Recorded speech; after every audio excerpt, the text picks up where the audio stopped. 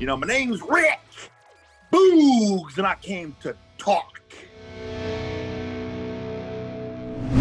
Hey everybody, we're back here on Inside the Ropes, and I'm joined by one of the funnest guys on Friday nights, the one and only Mr. Rick Boogs. Now, before we started, were offering to do an entrance for us before I even said hello. So, I mean, that's just how giving you are as a performer.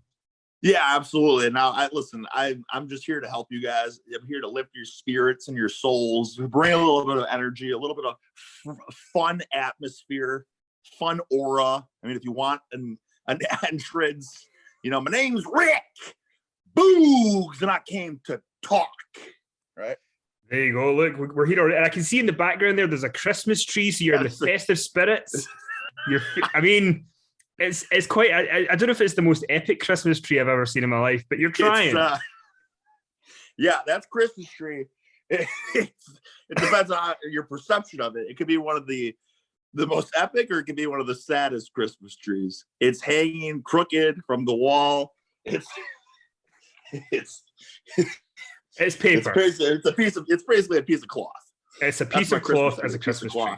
Well, let's move on from either the greatest or the saddest Christmas tree we've ever seen. So you've been on SmackDown since this past May. You came up with you're with Nakamura, and it's been a ton of fun. But you were in NXT before. You also look very like an Old Spice representative that I might have seen at WrestleMania in the past. Don't want to. That's right. But talk to us about how it came about that you were going to go to SmackDown. You're going to be with Nakamura. How does that whole process take place? Well, listen, this couldn't have worked out any better. It was almost like it was written in a novel, right? How the magic came to be. So basically, I'll take you back to the beginning of Rick Boogs' early days in development. And so I started in June of 2017. It's about 6 months in, blew up my knee, blew up my ACL, my MCL, my meniscus, had a extensive surgery that they didn't want to rush me because I didn't have anything going on. I wasn't on TV or anything. I was pretty much brand new. So they didn't clear me for a year. Then that gave me a lot of time to hone into my craft, figure out who I am, figure out what I do. And, within that time frame, Paul Heyman would come to the Performance Center, do some PC promo, instructional drills, things of that sort. And I'm cutting a promo here. I'm still very new. Pretty decent promo, if I would say I'm so myself. He says, "No, it's good, but how about you sing it like a girl?"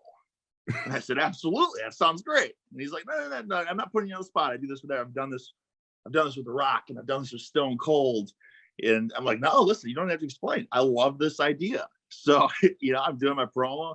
I wail it, I sing it, I scream it.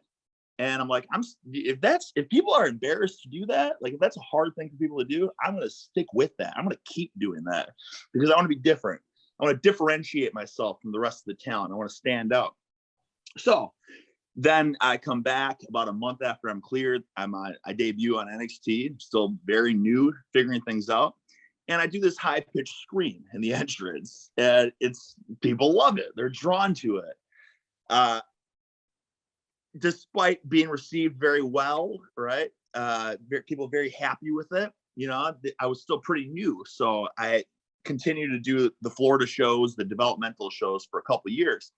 And then I'm starting to get, feisty, itchy in a sense. Like I got to be on TV. I got something to offer. I got some skills I got to show. And nothing's really happening. Then one day, and this is about, a year ago. Yeah, probably a year ago. One of the writers contacts me if I would be interested in doing this campaign with Old Spice because I'm an over the top character in a sense. Right? I've done a lot of promo classes and the entertaining spiel. Right? I've done that stuff for over 4 years at the PC, so it was good. I had a limited time on TV in terms of in the ring, but I think I was pretty well known within the company for character work. So we do the Old Spice campaign. It's great. It was a ton of fun to do. I wish I could still at times be the Night Panther, but we'll see. Maybe down the road. Double duty, being Rick Boogs and the Night Panther. And then that got me more seen within the the workings of the company, the higher ups, and they didn't know anything about me though, because I was only on TV that one time in 2019, and that was as Eric Bugenhagen, my real name. So they, like, what do we do with this guy, right? So like anyone would do, they go to my social media, they see what I'm all about. Like, he likes to lift crazy weights, and he's kind of a psycho. He plays guitar a little bit here. He's like, let's just put him with Nakamura and have him play the guitar for, like he did at that WrestleMania with Nina Strauss. And it's a lot of pressure. Dude, they told me this like maybe the day before that SmackDown, right? So I didn't know what I'm doing. I don't know if I'm being called up or anything like that. I don't know anything. I've been just sitting backstage, sitting on the sidelines for years, right? Itching, dying to get a chance. And then they tell me that this is what I'm doing. And like, wow, this is my moment. I'm debuting on SmackDown. So then it's just a matter of, trying not to botch the entrance music too bad, because I didn't have a ton of time to learn it. So I'm going to play it one way, and then, we're kind of walking through it just to see how it sounds. It's like, it doesn't really sound like the entrance. So now all of a sudden, this is a couple hours before we go on live TV. And it's like, maybe you could try playing it a different way. All right, let's try it, I guess. Let's see what happens. And then from there, it was just, week after week, just getting a little bit better with it. And now I think we got it nailed down. All right. I think we're in a great place with it now. And now me and Shin are just like, we're just crushing it. And he's like a father figure. He's like a mentor to me. He's helping me out. He's giving me guidance and everything. He's telling you, hey, maybe, play some air drums here, play a little power slide guitar here. Right. I mean, like, it's great. Listen, like I said, this is directly from a novel, right? You got your trials, your tribulations, you got your highs, you got your lows, you got your starting out, learning really fast, but then blowing your knee out, and then you're debuting on NXT, but then nothing's happening, and then you got Old Spice, and it's great, and then nothing's happening, and all of a sudden you're just thrown on SmackDown. And with Nakamura as well, he seems like a pretty cool cat to be paired up with, Oh, it was great. It was great, and I'm sure, like everyone, like, oh, Rick Boogs being with Nakamura, we'll see how that plays out, but it's amazing. Like I said, looking back, I don't think I would have changed anything. I don't think it could have worked out any better.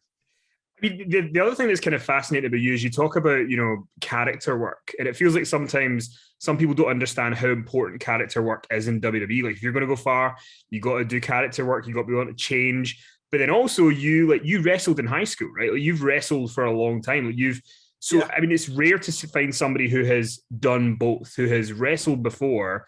And also, did you like WWE and stuff growing up? Was that something that you were always into? Or how did you kind of come to, fall in love with sports entertainment, I guess, to be corny?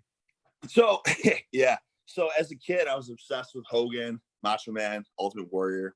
And then I got into amateur wrestling in a sense. My brother got into that, so I started that up. And then I kind of got away from it because those are two different schools of thought, right? You got your amateur wrestling versus your pro wrestling. And then you got your coaches, pro wrestling, whatever. So then I kind of turned away from that. And then as I wrestled for the University of Wisconsin Badgers is a Big Ten program, very prestigious program. And, now I've been through it and I've experienced, the highs of amateur wrestling. And it's like, you know what? I'm gonna start tuning back in and watching these old school promos again, because this is fun. This stuff's entertaining.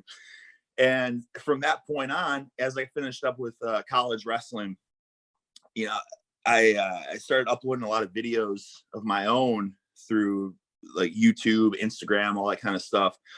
Being crazy over the top, drawing that inspiration from those old school 80s promos. And I eventually started getting comments. People were like, oh, you should really think about, trying out for WWE. Like, you'd be a great professional wrestler, sports entertainer, superstar, if you will. And I was a little resistant at first, but then eventually I was like, you're right. I should. Why not? Like, I'm only getting older and there's no harm in trying it. And dude, I don't think there's anything else I would rather. I mean, like, this is exactly what I feel like I'm here to do, is be an entertainer in a sense. And like I was saying, like, as a kid, because I was so drawn to like these just over the top crazy promos, like I feel like that's probably why I put so much like importance in like character work in that sense of high energy. You know what I mean? Like I've kind of morphed my being into that because that's what I really was all about as a kid. So now it's just like you were saying, like some people overlook the character work, but I feel like that's just the most important thing, right? That's what's drawing people like to not change the channel. That's what's drawing people like, wow, this guy's crazy. I love it. You know, I like this guy. He's a nut. I mean, also, the funny thing was because when you came up to SmackDown, you guys were still in the Thunderdome initially, and then you guys go from sort of Thunderdome to like 10,000, 20,000 people straight away. Like, was that because you hadn't done that yet? You hadn't, so you were going from 0 to 100. Was it easy? Was it difficult? What was the biggest challenge of doing that? Well, I'm like I said, it all worked out. It couldn't have worked out any better. I can't harp on that enough because when I was starting, it was in the Thunderdome. So it was like, yeah, it was a lot of pressure because it was live TV, but at the same time, like you couldn't really see the people, the people were just on the screens. So it's like, wow, in a sense, it's kind of like promo class or something at the Performance Center. Cause that's nerve wracking. You have all your higher ups, your bosses and stuff watching you cut promos. So it was kind of, I've had, half a decade of experience with that. And then once I kind of got more comfortable with that, it transitioned into arenas where I was like, wow, this is like, it's nerve wracking, but it's really fun and exciting. And the most, obviously, I'm sure you've heard it a million times, but like the most nerve wracking part is like before you start, you know what I mean? Like when you're in your head, you're like, oh man, there's a lot of people and, hopefully nothing goes wrong. But once you're out there and once people are cheering and you see people and smiles on faces and, you know what I mean? Like then you're not nervous anymore. Like it's fun and it makes it more fun to have those people there and be engaged. So, one of the things that a lot of WWE wrestlers have said over the years is how important it is to put in FaceTime with the boss. That's what people talk about. So being on SmackDown this year, how has your relationship been with Vince McMahon? Have you made an effort to sort of, have some banter with him, get to, put a bit of time in there? Absolutely. Yeah. I was very fortunate to, when I started on SmackDown, they flew me out to Stamford to just get a tour, see the warehouse and all that. And then I got a chance to just, talk with Vince for a little bit. Like you said, banter, just friendly chat, nothing too businessy in a sense. Mm-hmm. And I think we kicked it off really well. But we're very similar in the sense we both love just being intense dudes and crushing weights and right. And he loved that. He really appreciated that about me. And he's great at communicating and letting you know what he wants and what he doesn't want. So like, kicking it off with that first initial conversation was great, building a sense like, okay, I can connect with this guy. And then now after, TV, whatever it may be, if there's some sort of direction he wants, like, and he's very blunt. He knows what he wants. He knows what he doesn't want. And he'll drive that point home. And he wants to know that you understand what he's saying. And I feel like some people might take it the wrong way. I don't know, but it's, I'm very appreciative of the fact that he is open about like, I didn't like that. I didn't like this, try this, do this differently. So it just makes it easier to know where you're going direction wise in a sense. Like, absolutely. I love it. And I love his ideas. Like he likes characters as well. So it doesn't hurt. That's for sure. You want me to be a big character? Absolutely. That's exactly what I want to do too. We're on the same page. I've just got a couple more questions for you. You got to wrestle in Madison Square Garden this year on SmackDown. You got to have the big multi-man match in the Garden, first live TV in the Garden in ages. Did it feel special to be there, having sort of, watched this thing, big moments happen in Madison Square Garden, and now you're getting to wrestle in that building? Yeah, it's you can just tell it's a historic venue. It's like I've been to so many venues now just in this short amount of time that I've been with SmackDown. So like you've been to some really nice, really brand new, clean, fresh venues, right? Mm-hmm. And then you got Madison Square Garden, which it's a little bit older of a venue, but I mean, you shouldn't change it any other way. I mean, this is history, and that's what I love going to venues like that where you just see all the acts. You can feel the history. Like you feel like you're part of history now, right? That all this has gone down here. Now I am putting my stamp on this venue as well. And it's surreal, man. Honestly, it's pretty surreal. Like like I said, I'm still new with SmackDown. So it's pretty surreal being part of touring the world in a sense. Like, I've just got a couple weeks ago, I just got back from the UK. Right. And like, it's crazy. The fans are amazing in the UK. The audience, the support, the chants, the cheers. I started doing with the entrance, I just started throwing in like a here, oh wow, so people can like sing along, interact. And that started in the UK because it's like, if I'm going to try this anywhere, I'm going to try it here where people are going to get with it and people want to make noise and they want to be a part. They want to be a part and engage. Yeah. So I mean, it's great. And I'll tell you why it's great, because now the world can unite for WrestleMania 38, right? I don't know if you know this, but there's no travel restrictions anymore. So unlike the past couple of years where, it's a year ago, it was like half attendance or something. Yeah. And then before that, it was like the PC, like no attendance. And, we can get back to the glory days of having the entire world come into WrestleMania, make some noise, hopefully sing along with Ricky B and the Boogs crews, whoa, sing with Shin's tunes, right? Feel some electricity. That's what I'm most excited for. I'll tell you that much right now. I can't wait for that. And hopefully you and Nakamura winning the tag titles on that show. Let's just make it a big party for you. Dude, yeah, listen, I have no quarrels of where we are, the direction, the pace of everything. Like I said, I can't reiterate this enough. I know I've already said this, but it's like a novel. It's like a fairy tale. Like I feel like everything's worked out so great so far. And it's just a matter of, we're going to get those titles one way or another. WrestleMania, maybe April 2nd, maybe April 3rd. Who knows? Maybe in front of, a sold out venue in Dallas, WrestleMania 38. Maybe in front of you, because you can attend. I'm going to attend. I'm going to be there. VIP travel package. Maybe. Whoa. I'm not made of money, Rick Boogs. I'll need to buy a Christmas tree like yours if I start buying those packages. Yeah, that's true. Yeah. See, that's what that is. That's saving money. See that tree there? That's not going anywhere. I can use that tree for decades to come. Well, listen, I wish you nothing but the best. I hope that you do win the tag titles, and then this time next year, when I talk to you again, you can afford a proper tree. Oh, you can afford to celebrate a full tree. You can go to WWE shop and get some of the little baubles to put in your tree. You'd be all set.